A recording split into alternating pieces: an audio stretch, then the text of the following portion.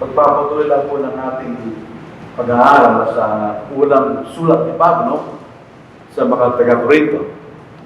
Ito po yung ikapitong kabanata, unang bahagi. Ito po isang mahabang kabanata na makikita po natin. At ang buong kabanata ikapito ay isang kabanata na isulat ni Pablo dahil may kasalukuyang problema, present distress. Mababasa natin sa verse 26. May mga bagay dito na pansamantala lang na ipinagmuto si Pablo dahil sa mga distress na sinasabi sa kanya. Tingnan po natin mga kapatid, basahin natin. Ito po ang kabuuan ng kabanata. Ito'y nahahati sa apat na bahagi. Yung unang bahagi, unang talata hanggang ikasyam, ito yung mga prinsipyo ng pag-aasawa. Bagsang ikasampung ay kalabing-ani, pananatili ng sumpang pag-aasawa. At ikalabing-pito, kabanata hanggang talata hanggang ikadalawamput-apat, tayo po'y mabuhay ayon sa ating pagkatawang. Sa pinakahuling bahagi, ito'y sulat sa mga walang asawa at mga babaeng balunay. Remember, ito may context. Kailangan natin unawain bawat bahagi ng kasulatan ayon sa kanyang context. Ano ba ang pinag-uusapan? Kumisan, hinahanap natin ang konteksto, siya nasa unang bahagi. Pero dito po sa kabanatang ito ay hindi sa unang bahagi. Ito'y nasa ikapitong kabanata sa talatang ikadalawamput-anim. So, ito yung konteksto ng sulat na ito. Ang kailangan natin unawain yung kabanatang ito ayon sa kontekstong ito. Meron kasalukuyang stress, kaya basahin natin sa verse 26. Ano po? Yan po sa English at Tagalog. Sa palagay ko, dahil sa kasulukuyang kagipitan, sa Tagalog kagipitan, nakapakabubuti sa isang tao ang manatili sa kanyang kalagayan. Nakatali ka ba?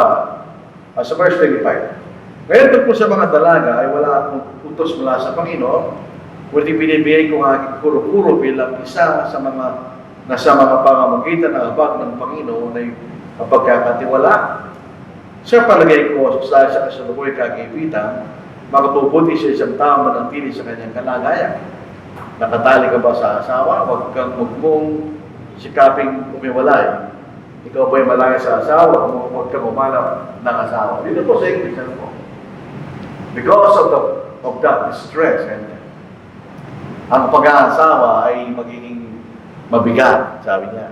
Under ordinary circumstance, okay lang ang pag-aasawa kasi pinagbuto siya ng Diyos. O binibigay sa ating karami. Sa verse 28, but even if you do not marry, you have not sinned. So, ang pag-aasawa, hindi tumutos. Ito yung privilege. So, gusto mo mag-asawa, okay lang yan. Kung ayaw mag-asawa, hindi ka nagkakasala ka.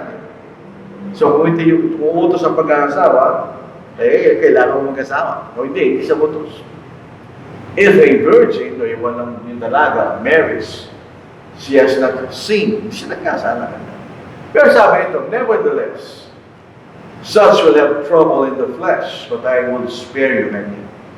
Kaya may kasalukuyang kagipitan ay ang magiging epekto sa pag-aasawa, ito'y magkakaroon pa ng problema kanya dahil sa kagipitan na yun. Kaya ito'y sinusulat ni Pablo para hindi kayo dumanas ng ganon. Pero sabi niya, kung mag-aasawa ka, hindi ka nagkasala ka. Kung hindi ka mag-aasawa, hindi ka magkakasala ka. Pero dahil sa kasalukuyang kagipitan, ang advice ni Pablo, huwag mong mag-asawa. Dahil nga pag-aasawa sa ganung kalagayan ay magiging problema. So dahil isang special na kalagayan, present distress, may mga palutuntunan dito na limitado ito sa stress na yun. Pero generally, yung tinutukoy sa pag-aasawa ay general application sa lahat ng panahon. So, tingnan po natin ang sinasabi ng kabanata. Ano ba yung present distress. Ayon po kay kapatid na Mike Willis, ito yung sinasabi niya. The evidence that is available in this book, however, points toward early persecution of the Christians. So sa paningin ni Brother Mike Willis, ito ay isang personal persecution ng mga Kristiyano sa panahon na yun. Dito sa, ito'y pinag-aralan po natin to, chapter 4, 9-13, yung mga apostol ay pinag-uusig kanya. Ito may kaugunayan sa pangalan ng Ebanghelyo. Sa 15 verse 32, sabi ni Pablo, siya'y nakipag-away sa mga bis sa Ephesus. Hindi actually mga hayop yun. Ito yung mga kaaway na parang hayop kanya. Tapos, dito po sa ang kanyang conclusion, hence, that a general persecution against Christians was beginning is likely. So ito nagsisimula na yung pagkalatang pag-uusig sa mga Kristiyano. Pero posible rin ganyan na ito isang lokal lamang na pag-uusig lamang sa mga Kristiyano. For whether local or general, ito mga talatang nasa kabanatang ito, kailangan natin unawain doon sa konteksto na mayroong persecution sa mga Kristiyano kanya. Imagine po natin, kung pinag-uusig yung mga Kristiyano, kayo may asawa. Meron kang anak, kayo magkakaroon ng problema kanya. Kahit kailangan unawain natin ito doon sa ganong klaseng context. Umpisa na po natin. Sa unang talata, now concerning the things of which you wrote to me. So nagtatanong yung mga kapatid kay Pablo na may kaugnayan sa pag-aasawa sa ilalim ng kagipitan na yun. Yung binasa natin kanina. Sabi niya, it is good for a man not to touch a woman. Nag-ibig sabihin niya, huwag ka mag-asawa. Tingnan niyo ang salita. It is good for a man not to touch a woman. Doon natin makikita na ang pag-aasawa ay nagsisimula sa lalaki, hindi sa babae. Nevertheless, because of sexual immorality, sa aking personal na kaisipan, ito'y maling salin. Mas tama yung King James because of fornication. Let each man have his own wife, and let each woman have her own husband. So, ito sa unang bahagi, sabi niya, ito'y may kaugnayan sa mga bagay na isunod nyo sa akin. Parang nagtatanong sila with regards to the distress, yung pag-uusig laban sa mga Kristiyano na nangyayari sa Corinth, whether local or general. Ang sabi niya, it is good for a man not to touch a woman. In other words, not to marry. So under that, halimbawa, lagay natin sa gera, hindi na naman kasalanan kapag kasala ka, mag-asawa ka sa gera. Dahil ng World War II, wala naman nag-asawa. Pero sasabihin nila sa iyo, mahirap mabuhay na may asawa sa ganung panahon. So ganun din ang sinasabi ni Pablo dito. Yung binasa natin kanina sa distress. So pag-aasawa doon sa ganung klaseng kalagayan na mayroong persecution, ang pag-aasawa ay magiging mas mahirap ganyan. So hindi niya pinagbabawal ang pag-aasawa. Tandaan po natin. It is good kanya for a man not to touch a woman. Dahil magkakaroon siya ng problema under the present distress. Pero kung tingnan dito, because of fornication or sexual immorality, ang sexual desire, ito po ay natural sa lahat ng tao. Yung Roman Catholic Church, meron siya maling kaisipan sa ganung klaseng bagay. Marumi raw yung kasalanan. Mali yun. Binigyan tayo ng natural sexual desire ng Diyos.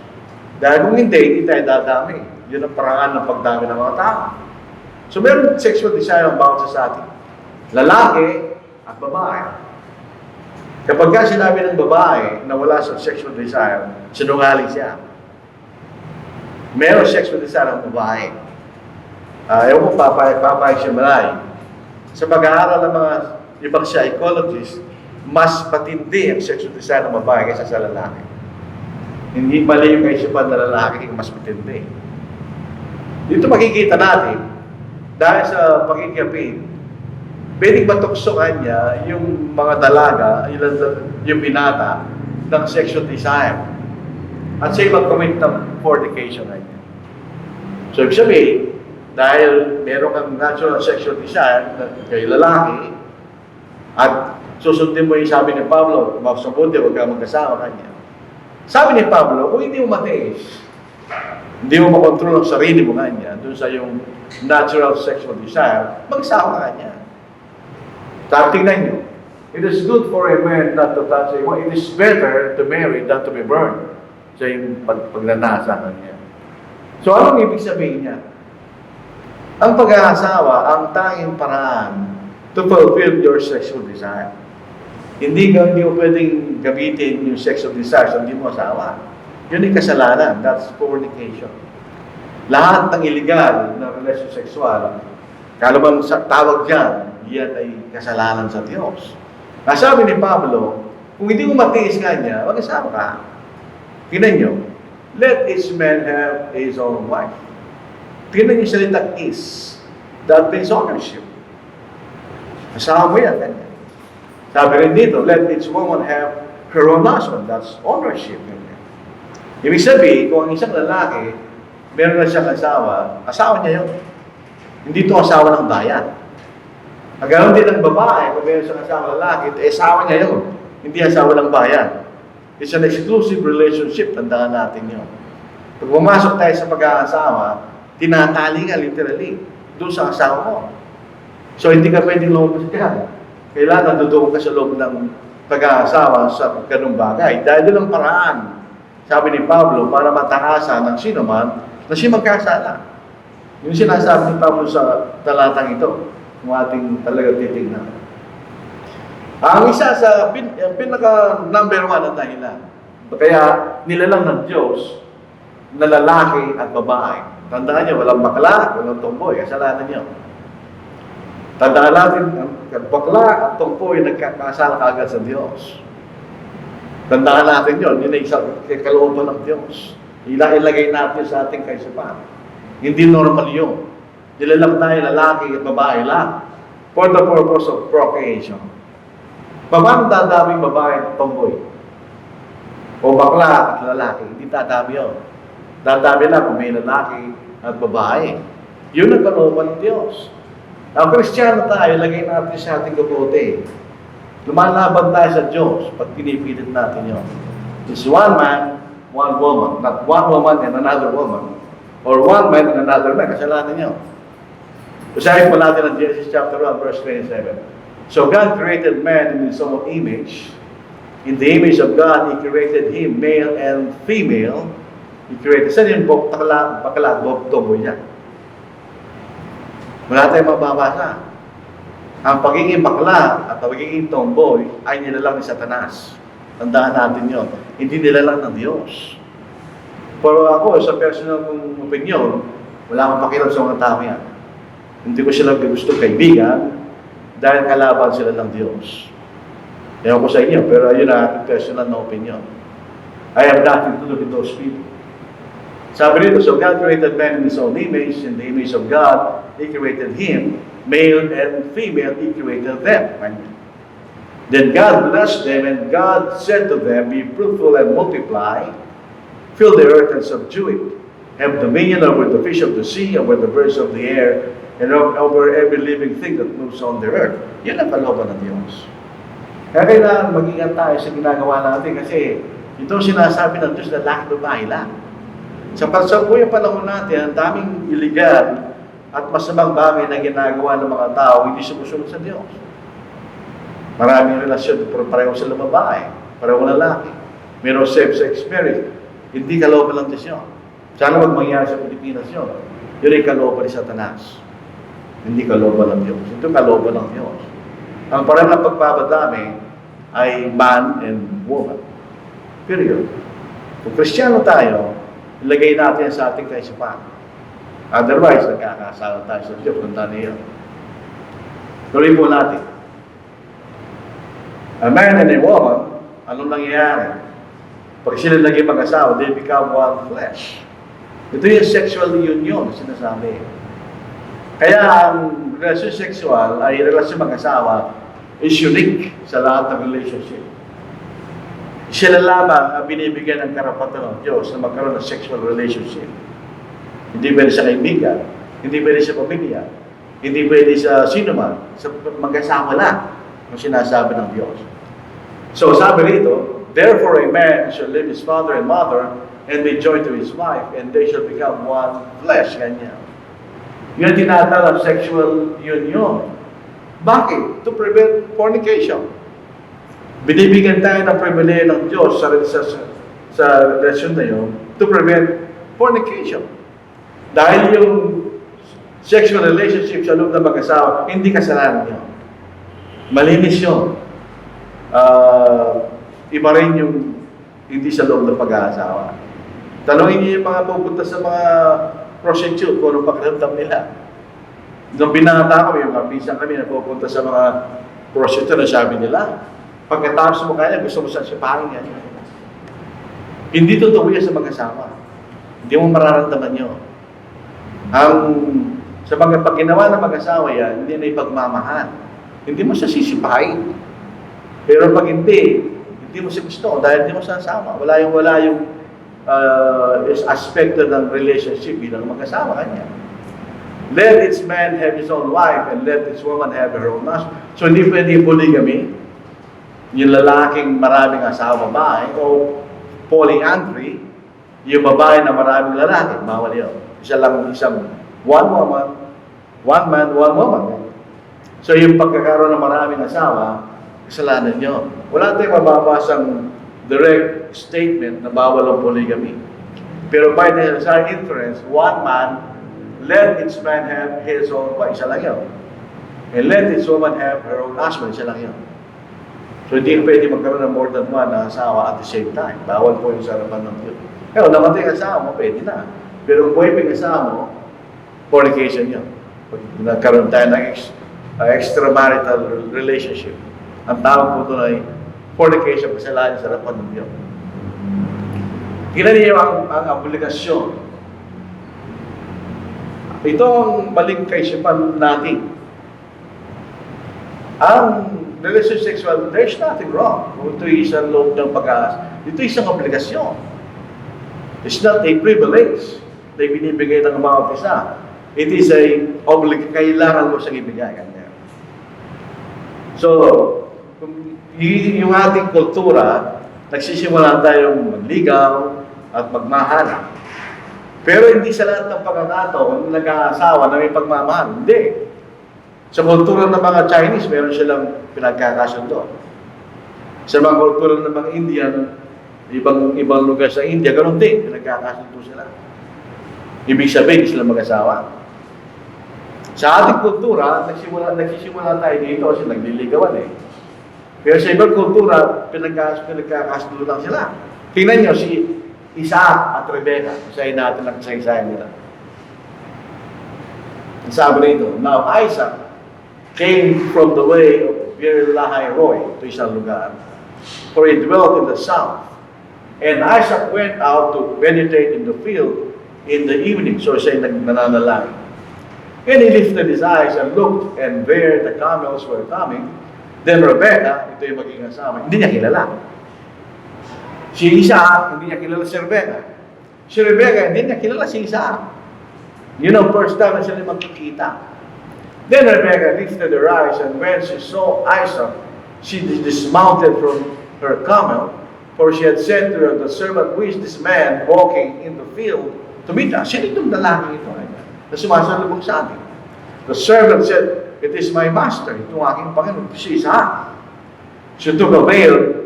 Noong panahon na yun, kung ikay dalaga, at may pakita mong dalaga, ikay nagtatakip. Yun ay isang sign na ikay isang dalaga.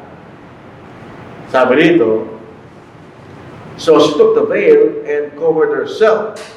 And the servant told Isaac all the things that he had done. Sabi ni, nung bago mo si Rebecca, sinabi nung alipin ni Abraham, na ikay maging asawa ng anak na aking Panginoon. Pumayag si Rebecca, pumayag rin niya magkamag-anak ni Rebecca. Pero hindi niya kilala si Isaac. At si Isaac, hindi niya kilala si Rebecca. Then Isaac brought her into his mother Sarah's den. Hindi sila magkakilala. Hindi sila nagligawan. And it took Rebecca and she became his wife. Kailan nagsimula yung pagmamahal? Pagkatapos siya na mag-shipping and he loved her kanya. May pagkakataon na gano'n, hindi lahat ng nag-aasawa ay nagmamahalan sa simula dahil may kultura pinagkakasundo lang yung mag-asawa. Sa kultura natin, nagliligawan. So, mayroong aspekto ng pagmamahalan, romantically kanya. So, Isaac was comforted after his mother's death. Yung point lang natin dito, kaya tinake up natin ito. Kung ikay nag-asawa na, regardless, kung mahal mo, hindi mo mahal ang asawa mo, may obligasyon na ibigay mo yung karapatan mo. Hindi mo kaya pwede sabihin, hindi na kita mahal, so hindi na ito sisibingan. Kasalanan nyo. Dahil kung gano'n, nagkasala si Isaac, nung gawin niya kay Rebecca, hindi na mahal si Rebecca, di ba? Naging mahal lang si Rebecca pagkatapos na magsibig. So balik po tayo sa talata. Pag tayo po ay pumasok na sa pag-aasawa, lahat ng bagay na ginagawa natin becomes an obligation. Kaya ayaw mo o gusto mo. So bago ka mag-asawa, pag-isipan mo mabuti. Because pagkatapos sumagot, tinatanggap kung tao ito bilang asawa ko, and vice versa, everything becomes an obligation. Hindi yung privilege, gusto mo, ayaw mo.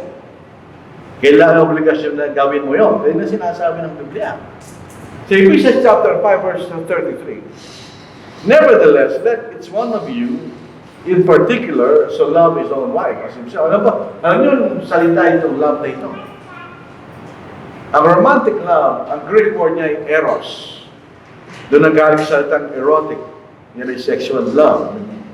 Ang love na ito ay agape. Ito yung pagmamahal ng Diyos sa atin. Tayo minamahal ng Diyos regardless sa kanyang damdamin sa atin. So pag kayo nag-asawa, siyempre magsisimula ngayon nagmamahalan. Regardless kung doon pa rin o hindi yun, kailangan mo pa rin mahalin ang asawa mo kanya. That becomes an obligation kanya. And let the woman see that she respects her husband. Ito po ay interesting na talata. Bakit hindi pareho? Bakit sinabi ni Pablo Reed, let the wife also love her husband. Ito ay yung pagkakaiba ng perspective ng pag-aasawa sa pagitan ng babae at ng lalaki. Hindi sila pareho. Sa babae, kailangan ng security, protection, galing sa asawa niya. He will provide. Protection niya ang asawa niya laban sa anumang panganib. Yan ang trabaho niya. Ang babae, kailangan niyang respetin ang asawa niya. Ang ibig sabihin niya, kapag ka tayo sumumpa sa harapan ng covenant of marriage, at sa'yo tinatanggap kong asawa ko, you put your boundary. Kailangan makakalapit na lalaki sa'yo, romantically, o sino man. Hindi ka na rin pwede makipag-communicate romantically sa sino man, kaya kayo may asawa na. You have to put your boundary. That's respect. Kailangan proteksyonin ng karangalan ng asawa mo. Whether nandun siya o wala. Ang babaeng tunay minamahal ang asawa niya, she will respect her husband kahit wala siya. Hindi siya gagawa ng isang bagay na alam niyang magagalit ang asawa niya. Hindi siya gagawa ng isang bagay na alam niyang ayaw ng asawa niya. Yun ang respect. Pag gawa ka ng isang bagay na alam mo magagalit ang asawa, ginawa ka pa rin, not disrespect. Lumalabag tayo sa sinasabi ng banal na sulatan. Mahalaga sa lalaki ang respect. Kasi ang male ego, iba sa female ego, magkaiba yan. Mahalaga sa lalaki na siya nirespeto. Mahalaga yun. Pag hindi mo nirespeto mo siya, mamamatay siya. Mawawala yung confidence. Mawawala yung kanyang kaparaanan na protection ng kanya. Kung gusto mo maging isang reyna ng tahanan, gawin mo hari ang asawa mo. At kayo magiging asawa ng hari at kayo magiging reyna. Pag ginawa mong alipin ng asawa at kinokontrol mo siya, ay kayo magiging asawa ng isang alipin. Yun ang mangyayari pag disrespect your husband. Yun ang sinasabi ng Biblia. Wala akong magagawa, yun ang sinasabi ng Biblia, sinuturo lang natin, di ba? So ang pagmamahal dito, hindi siya eros, kundi agape. Ang ibig sabihin niya, that's an obligation. It is a sacrificial love. Ganyan. Regardless kung anong damdamin mo. Kasi ang Diyos, minahal tayo ng Diyos regardless kung anong damdamin niya sa atin. Tayo kaaway ng Diyos, tayo mga makasalanan. Pero ibinigay pa rin niya ang kanyang pagmamahal sa atin. Regardless kung anong damdamin niya, tayo mga makasalanan. Ganyan. Ngayon, sa Titus chapter 2 verse 4, wala to sa Ephesians, yung mga matatandang babae, that they admonish or they advise the young women to love their husbands, to love their children. Dito natin makikita, mahalaga kung sino kilala mo. Pag ang kaibigan natin ay puro taga-sanglibutan, ano sasabihin nila sa'yo? Mga bagay na taga-sanglibutan. Pero kung ang nag-advise sa'yo ay Kristiyanong babae na nakatatanda, ang i-advise siya tama. Hindi mali. Ako personally, hindi ko naman pinag-uutos sa inyo. Wala akong kaibigan na hindi Kristiyano. Ayaw ko kasi wala silang maitutulong sa akin.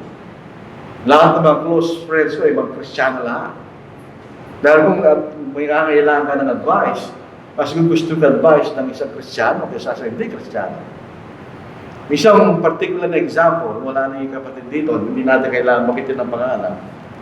Once upon a time, tatrabaho sa isang trabaho ng questionable. Ang aming advice, mag-resign ka ng brand. Pinakinggan niya, advice ng mga kasama niya. Hindi, wala namang ginagawang masama. So, ibang advice ng Kristiyano, ibang advice ng hindi Kristiyano. Kaya dito sa Titus chapter 2 verse 4, that they admonish the young women to love their husbands, to love their children. Pag pumasok tayo sa relasyong pag-aasawa, hindi kaibigan ang priority mo. Hindi magulang ang priority mo. Anong priority mo? Ang asawa mo, pamilya mo. Doon ang kaligayahan dapat na nakalagay ang sarili mo. Pagka ikaw ay ginagawa ang responsibilidad ng isang asawang babae, asawang lalaki, nalabag sa iyong kalooban, saan ang pagmamahal to? Hindi mo ginagawa yan nalabag sa kalooban mo. Ginagawa yan na masaya sa kalooban mo. Dahil yun ay pagsunod sa kalooban ng Diyos. Hindi yun ba, mga kapatid? Yan ang sinasabi ng Biblia. Ang isang lalaki o isang babae, huwag nilang weaponize ang sex para parusahan ang asawa nila. Lalong na yung mga kababaihan, hindi ko sinasabi personally, in general, dahil totoo naman, minsan. Sa mga taga-sanglibutan, sa kwenta-kwenta, maririnig natin, patay ka sa commander mo niya, ganyan. Mamayang kami, yari ka, hindi natin ginagawa yun. We do not weaponize itong privilege na ito para paggalit ka sa asawa, ayaw ko ako. Because it is an obligation, tandaan natin yun. Tuloy mo natin. So, sa verse 3, let the husband render to his wife the affection due her. Ano ibig sabihin ng affection due her? Yung karapatan niya. And likewise, also the wife to her husband. Meron din karapatan yung babae. Ganyan. Hindi yung privilege, karapatan. It's a right. And the wife doesn't have authority over her own body. Wala siyang otoridad sa katawan niya. In other words, kung hawakan ka ng asawa mo, huwag ka mong bawalan. That's a right. It's right. And vice versa. Sabi, but the husband does. And likewise, the husband doesn't have authority over his own body, but the wife does. Kung hawakan ka ng asawa mo, huwag mo siyang pagbawalan. That is his right. Karapatan niya bilang asawa. Ang marriage is not yours or mine. Walang gano'n. It's us. You protect us. Yun ang makikita natin. You fight for us, not for you or for me. Hindi na kayo yours and mine. Kayo ay us. Kaya pareho ng pangalan nyo. Pareho ng tinitirahan nyo. Lahat ng bahay, nagkakaisa kayo. Dahil mag-asawa kayo. You do not protect yours and mine. You protect us. Yun ang pag-aasawa. Yan sinasabi ng Biblia. Kahit sa kalagayan mo ng sexual intimacy, hindi sa akin, hindi sa'yo. It is us. Ibig sabihin, it is not your body, it is not my body, but our body. Dahil magkaisa na kayo, di ba? Wala na yung katawan ko ito, katawan mo yan, no? Magkasama kayo. It's yours. Us, makikita natin. Bakit itinuturo yun? Dahil pag ang lalaki, nag-asawa lalaki pa rin yun. Pero pa siyang sexual desire, hindi na mawawala yan. What if you deprive your husband yung sa kanyang sexual desire? Tinutokso mo siya na maghanap ng ibang babae. Yun ang point ng talata ito. May mga lalaki talaga na babaero, wala tayong magagawa doon. That's their nature. Pero may mga lalaki na hindi babaero, by nature. One woman, one man woman, mga lalaki. Pagka nagkaroon ng problema yun, at siya lumabas, may problema rin yung asawa niya. Walang marital problem na unilateral lang yung problema. Pag nagkaroon ng marital problem, yung parehong partner, meron silang problema. Kaya nangyayari yun. Pagka dinipreve yung asawang lalaki, ito kasi ang ginagawa karamihan ng mga babae. They deprive. Ayaw ko kanya. We can understand kung pagod ka. We understand pagod ka. O kaya, wala ko sa mundo, you can understand that. Pero pag naging consistent din na you are depriving iba na yun, it will create distrust. Magtatanong sa isip yung lalaki, bakit ako nire-reject ng asawa ko? Anong dahilan? Bakit hindi niya ako pinagbibigyan sa aking karapatan bilang lalaki? Magtatanong mo. Hindi niya sasabihin sa'yo, magtatanong niya sa isip niya, magkakaroon siya ng question mark. Yun ang pinagsisimulan ng distrust.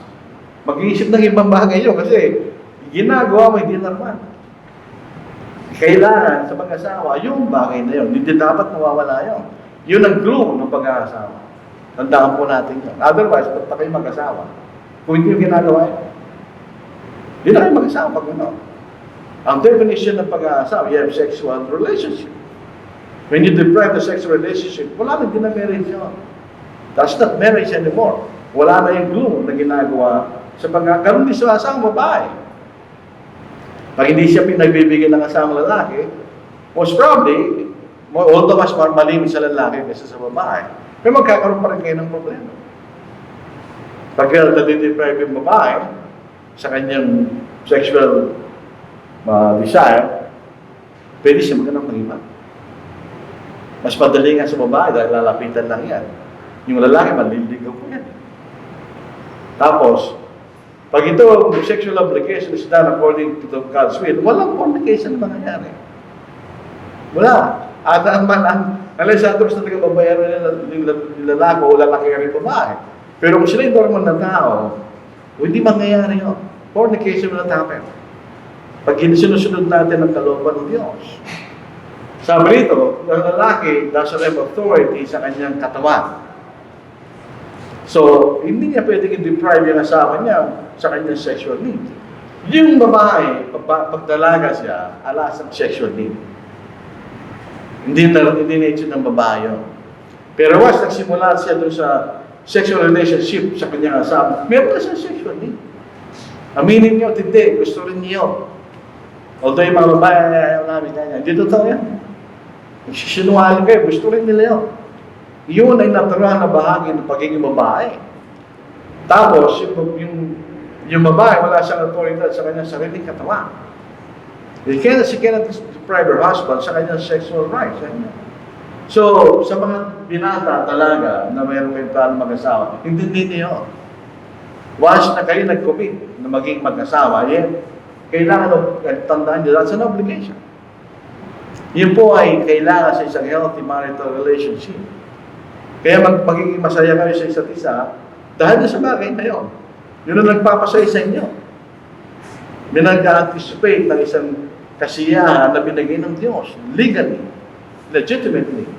Pag hindi nga ginawa ng gawain, magkakanap yun ng outlet. Siyempre, anong gagawin mo? Kaya mayroon mga nagbabae, may nananalaki. Dahil meron silang problema. Doon sa ilang marital relationship. Tandaan natin yan. Kaya ito pinag-utos ng Diyos para ma-prevent yung ganong klaseng problema. Na hindi tayo lalabas sa context ng pag-aasawa, meron tayong asawa. Do not deprive. Do not deprive. Ito isang utos. Kung hindi ka Kristiyano, never mind. Gawin mo gusto mong gawin. Pero kung Kristiyano tayo at sumusunod tayo sa Biblia, this is a command. Do not deprive ganyan. Imperative yun. Utos yun. Depriving each other of the sexual right will give Satan the weapon to destroy the marriage. Dimigyan mo ng weapon sa Satanas para matukso ka. at lumabas ka sa konteksyon ng pag-aasawa. Kaya marami naghihiwalay. Because hindi mo lang healthy relationship yung mag-asawa. Tapos sabi ito, accept and consent for a time that you may give yourselves to fasting and prayer. Ito rin siguro mahalaga sa isang marital relationship. Ang sentro ay ang Diyos.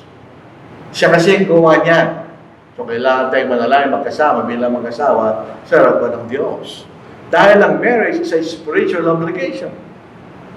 Spiritual, ito primarily binigay ng Diyos. So meron tayong obligasyon, sumunod tayo sa Diyos. Ngayon, pag hindi tayo ginawa yun, pag hindi natin ginawa ang obligasyon natin sa pag-aasawa, ito po ay merong eternal punishment. Hindi rin tayo maniligtas. Isipin natin ang pag-aasawa, hindi naman yun kasama sa religion. Kasama, it's a spiritual obligation na binigay sa atin ng Diyos. Pag umasok ka sa relasyon ng pag-aasawa, ang sabi ni Pablo, ay Pedro, so that your prayers may not be hindered. Pag hindi natin ginagawa ang ating obligasyon sa isa't isa bilang mag-asawa, hindi tayo kailangan sa ating mga panalangin. Ganyan. Dahil hindi natin ginagawa yung dapat natin gawin bilang mag-asawa. Pagkatapos manalangin, come together again. Ganyan. Meron bang katapusan yan? Wala. Come together again. Isahin natin. And come together again. Ganyan. Bakit? So that Satan doesn't tempt you because of your lack of self-control. Sa lahat ng pangangailangan ng tao, ito ang pinakamahirap i-control. Mundahan natin yun. Pwede mong kontrolin ang pagkain mo. Pwede mong kontrolin ang anumang bagay. Pero itong sexual desire, mahirap kontrolin. Kaya lahat ng listahan ng pagkakasalanan, number 1, ang may kaugnayan dito sa bagay na ito. Siguro, pag titignan natin ang listahan ng kasalanan, pinakamaraming kasalanan niya na ginagawa ng tao. Dahil ito ay isang matinding emosyon na binigyan sa tao. So sabi rito, come together again. So a sexual relationship is a must. Kung gusto natin maging normal ang relasyong pag-aasawa. Sexless marriage, hindi kalooban lang ito siya. Maliban lang, matanda na kayo matanda, o kaya may sakit yung isa, o pareho kayo may sakit, that's understandable. Pero pareho kayo malakas, at pareho kayo normal, at wala kayong sex na mag-asawa, hindi kalooban lang siya. Yan ay kalooban ni Satanas. Gusto niyang sirain ang relasyon ng pag-aasawa. Bakit natin pababayaan yun? Yun ang glue na mag-asawa. Yun ang nagpapa-dikit, nagpapa-close sa mag-asawa. Yung complain ng karamihan asawa babae, bakit yung asawa gusto niya palagi yung kailangan niyong intindihin, mga babae, na ang pagmamahal ng lalaki ay na-express niya sa bagay na yan. Yung mga babae, nagsasalita, yung mga lalaki hindi. Hindi kami emotional, hindi kami masyadong nagpapakita ng emosyon. Pero sa sexual relationship, doon pinapakita ng lalaki ang pagmamahal sa asawa niya. Doon niya nararamdaman kung mahal pa rin siya ng asawa niya. Yun ang reassurance na mahal pa rin siya ng asawa niya. Na siya gusto pa rin ng asawa niya. Sa relasyon na yun. Kaya pag hindi na na-express ng lalaki yan, magkakaroon siya ng problema. Magkakaroon siya ng question mark. Siyempre, hindi mo na sumasisisi bakit nadideprive siya sa ganung bagay na hindi na obligasyon ng babae sa asawa niya. Kailangan natin tandaan yun, mga kapatid. Huwag natin ilagay ang ating mga asawa lalaki sa isang mas mahirap na sitwasyon. Na later on, magsisisi ka rin pag nagkasala siya. Makapektuhan ka rin sa bagay na gagawin nila. Yun ba? Yun ang sinasabi na pinag-aaralan natin. O wala magagawa kasi ako'y maaara, kailangan natin ituring totoo. Sa verse 6, but I say this as a concession, not as a commandment. Ito yung dahil sa present distress na nangyayari sa lugar ng Corinth. Hindi ko ito pinag-uutos kanya. Ito yung aking advice. For I wish that all men, even as myself, Dahil si Pablo, binata siya. But each one has his own gift from God. One in this manner and another in that. Hindi lahat ng lalaki kaya niya yun. Ako personally, hindi ko kaya yun. Pero si Pablo, kaya niya na maging binata at walang asawa. Dahil ito talagang totoo, tingnan natin. So, concession, hindi ito kalooban ng Diyos, kundi yung kagustuhan lang ni Pablo. Hindi lahat ng lalaki kaya gawin ang ginawa ni Pablo na hindi siya nag-asawa. Sa Matthew 19 verse 10, nung sinabi ng Panginoon na ang dahilan lamang ng paghihiwalay ay pakikipig. Ang sabi ng kanyang mga alagad, his disciples said to him, if such is the case of the man with his wife, it is better not to marry. Kanya, kung hindi na namin sila pwedeng hiwalayan, kasi mayroon utos sa pagsa ni Moises, na pwedeng maghiwalay ang isa, hiwalay ng lalaking asawa niya, pag nakikita siya ng karumihan, kanya. Eh, sabi niya, hindi na pala pwede, sabi ng mga alagad niya, mas maganda, wala mong asawa, sabi ng Panginoon. But he said to them, all cannot accept this saying, but only those to whom it has been given. Kanya, ano yun? For there are eunuchs who were born thus from their mother's womb. Pero nagtataka tayo na may mga lalaking tumantang binata. Ganun talaga yun. Hindi talaga sila mag-aasawa. And there are eunuchs who were made eunuchs by men. May mga lalaki na may obligasyon ng limbawa sa mga asawa ng hari, inaalis yung hari nila. And there are eunuchs who have made themselves eunuchs for the kingdom of heaven's sake. Yun is si Apostle Paul.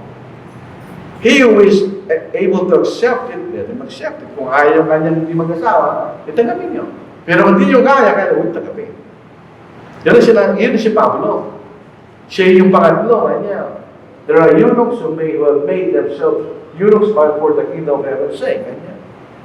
Ginawa nila hindi sila nag-asawa para sa kapakanan ng kahari ng Diyos. Hindi lahat ng lalaki kaya nilang gawin yun. 99.9% hindi nila kaya gawin yun. So si Pablo, galing siya sa 0.1%. Na very rare sa mga lalaki kung tutusin. Now, sabi rito, now to the married I command, yet not I, but the Lord. A wife is not to depart from her husband, but even if she does depart, let her remain unmarried and be reconciled to her husband. And a husband is not to divorce his wife. Ito yung utos ni Pablo. Bakit sinabi hindi ang Panginoon? Ang ibig sabihin, hindi ito personal na ipinangaral ng Panginoon si buhay. Ngayon, hindi ibig sabihin na si Pablo nag-utos, hindi utos ng Panginoon. Pagkabasahin po natin. So 1 Corinthians chapter 14 verse 30, if anyone thinks himself to be a prophet or spiritual, let him acknowledge that the things which I write to you are the commandments of the Lord. But if anyone is ignorant, let him be ignorant. Nakakatawa itong salita ito. If anyone is ignorant, let him be ignorant. Kung ayaw nyo maniwala, bahala kayo. Yun ang sabi ni Pablo. Matigas ang ulo nyo, bahala kayo. Yun ang sabi niya. Pero lahat ng aking pinag-uutos ay mag-uutos ng Panginoon. Ang sabi nito, the command is the wife is not to depart. Yun ang utos. Ngayon yung pangalawa, but even if she does depart, hindi ibig sabihin yun ay allowed. Sinasabi lang ni Pablo, kung matigas ang ulo mo kanya, aalis ka pa rin. Kahit sinasabi, huwag ka mawalis kanya. Ay ito ang sitwasyon mo kanya. You have to remain unmarried or represent your husband kanya. Hindi ka pwede mag-asawa ng iba, sabi ni Pablo. So yung utos ay let the wife not to depart. So utos yun. Kung matigas talaga yung ulo mo kanya sa Pablo, pag kayo iwalis, nagkasala ka na. Pero kung talagang matigas pa rin ang ulo mo, huwag ka na niyang mag-asawa, o ikay makipagbalik ka sa asawa mo, yun lang pwede mong gawin. Pero walang alternative na pwede ka mag-asawa ng iba. So in other words, ba't ka paalis? Hindi ka rin pala pwede mag-asawa ng iba, huwag ka paalis. So sabi rito, hindi sinasabi ni Pablo, okay lang umalis, basta huwag ka mag-asawa o ikay makipagbalik ka. Sinasabi lang ni Pablo ay magiging consequence pag ikay umalis. You have to remain unmarried or represent your husband. Kung hindi, lalaki pa kasalanan mo. So, sabi niya. So, yun yung utos ni Pablo. So, ito yung marital vows. Ang pag-aasawa ay panghabang buhay. Hindi tayo nila pwedeng babaliwalain yung vow na yun na ating sinumpa. Ito panghuli po, mga kapatid sa ating pag-aaral. Nadobli. Sabi rito, a man cannot divorce his wife. Ang general rule, sabi rito, so Mark 11 verse 11, so he said to them, whoever divorces his wife and marries another commits adultery against her, and if a woman divorces her husband and marries another, she commits adultery. Yung Mark, ito yung sinulat sa mga Gentiles. Sa under the Jewish law, ang lalaki lang ang pwede mag-divorce, yung babae hindi. Pero sa under Gentiles, pwede mag-divorce yung lalaki, pwede na mag-divorce yung babae. Pero pinagbabawal ng Panginoon, huwag kayo mag-iwalay. Meron lang siyang exception na pwede mong iwalay ng asawa mo. Pag napatunayan mo, kung siya nagkasala ng fornication.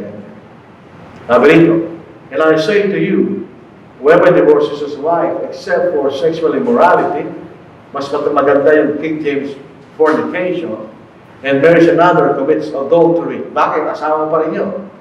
Hindi pa rin kayo kinalag ng Diyos. And whoever marries her with divorce, for whatever reason, commits adultery. Asawa pa rin siya kung lalaki, kahit kung nag-iwalay sila.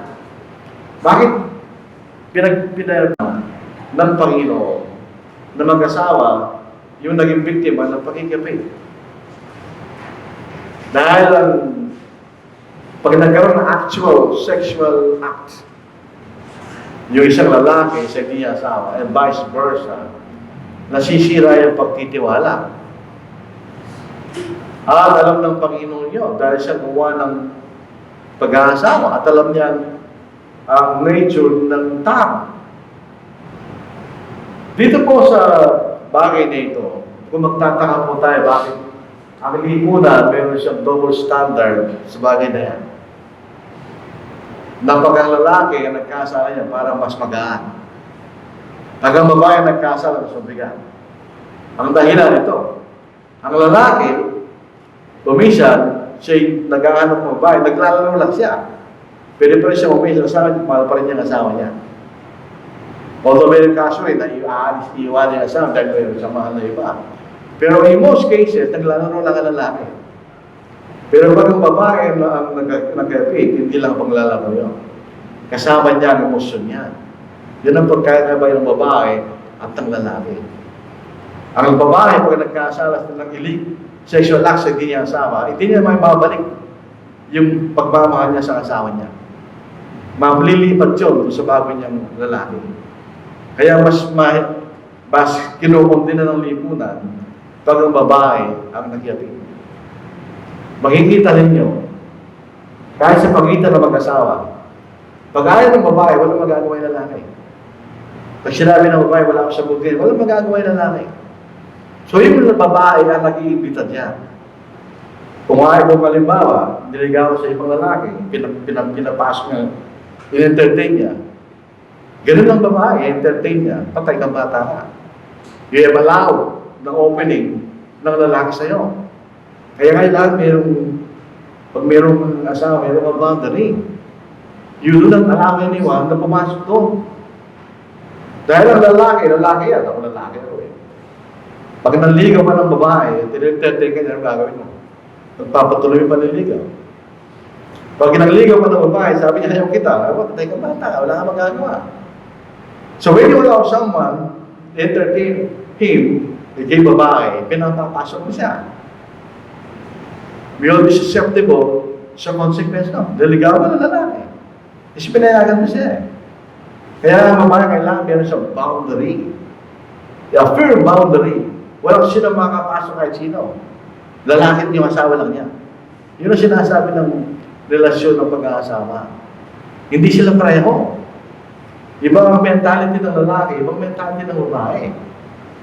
Ang babae, when she's involved sa ganong relationship, Yung buong pagkatao niya, yung kanyang emosyon, yung buong taon.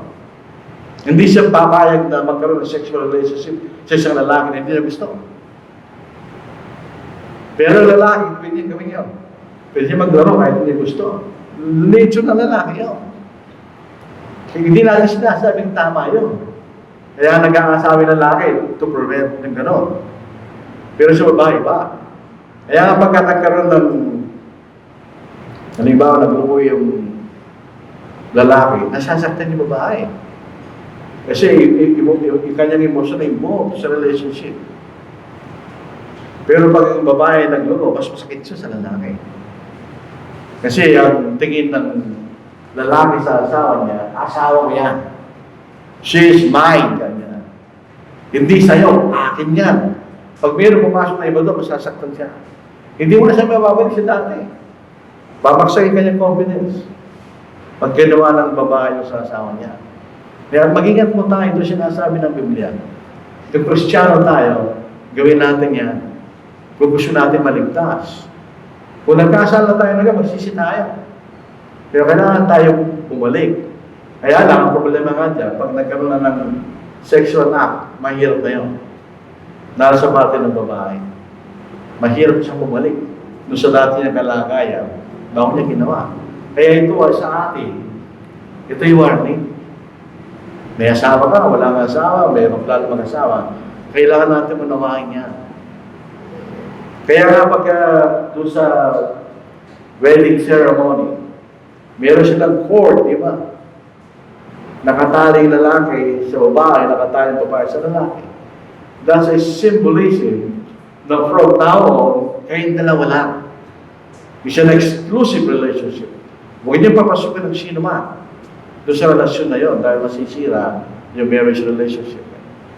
Yun ang sinasabi ng banal na pag ako po magkakasal, yun ang sasabihin ko. Kasi yun ang mahalaga. Yung iba nagbobola lang eh. Pero hindi. Marriage is serious. So pag ako nagkasal, yun ang sasabihin ko. Dahil yun dapat nilang maunawaan. Pagpasok sila sa isang serious relationship as marriage. Dahil pag nasira ang iyong marriage, sila kayo pareho. Dito sa Malakay, chapter 2, ang sabi ng Panginoon, divorce is violence. Basahin po natin sa Malakay, chapter 2. Pag kayo ang mag-asawa at kayo nag-iwalay, hindi na kayo dati. Sira na kayo pareho. Hindi na kayo whole. Pareho kayo sira. Basahin natin sa Malakay chapter 2. Although ito po may kaunayan sa spiritual adultery ng Israel sa Panginoon, sabi rito, natin ko lang ang talata sa verse 14. Gayun man yung sinasabi sa anong dahilan, sapagkat ang Panginoon ay saksi sa pagitan mo at ang asawa ng iyong kabataan na ginawa mo ng kataksilan. Bagaman siya iyong kasama at yung asawa sa pamagitan ng tipan. Ngunit wala na isang gawa yun na mayroon na labing espiritu. Ano ang ginawa niya nung siya nag-aaral siya ng lahing maladyos kanya? Sabi rito, kaya ingatan ninyo ang inyong espiritu. Huwag niyo pabayaan na hayaan sino man magtaksil sa asawa ng kanyang kabataan. Ganyan. So ito po ay isang pabala ng ating Panginoon. Tingnan po na sa verse 18. Inyong niyamot ang Panginoon ng iyong pangsalita. Gayun may sinabi ninyo, paano siya nayamot? Bawat gumagawa ng kasamaan ay mabuti sa paningin ng Panginoon na sila yung kanya kinulugdan o paano nasaan ang katarungan kanya. So, ang pag-asa, kayo magkasama ng isang laman na lang, di ba? So, pag kayo nag-iwalay, dahil kayo isang laman, ano mangyayari sa inyo? Masisira kayo pareho. Kasi, yung kahoy, pag pinaglubos niya, yung kahoy, nag-chase na ka, nung tumigas na yung glue, at babaklasin mo, sira na yung plywood. Yan ang ilustrasyon ng isang mag-asawa nag-iwalay. Pareho kayong sira. Dahil kayo ay naghiwalay kayo. So it is violence dahil pinutol mo yung bahagi ng iyong katawan. It's violence dahil kayo mag-isang laman. So ito po yung aral po natin sa araw po ito. Ito po tayo magtatapos. Huwag nating kalimutan ang mga bagay na sinabi dito. Na ito ang kalooban ng Diyos. Ngayon, kung hindi tayo sumusunod, karapatan ng tao yun, huwag sumunod. Pero tandaan natin, pag hindi tayo sumunod, may consequence yun. Sa harapan ng Diyos, pagdating ng araw, ikay magbibigay suli. Tatanungin ka na, ba't di ka sumunod? Doon sa aking sinabi sa iyo, kanya. Sasagutin natin yan sa harapan ng Panginoon. Ano sasabihin natin? Pero kung tayo sumusunod sa mga palutuntunong ito, wala tayong sasabihin. Dahil tayo sumunod sa kalooban ng Diyos. So ito po ating pag-aaral po sa mga pong ito, magbibigay po ng mag-paawit tayo si kapatid na Lord.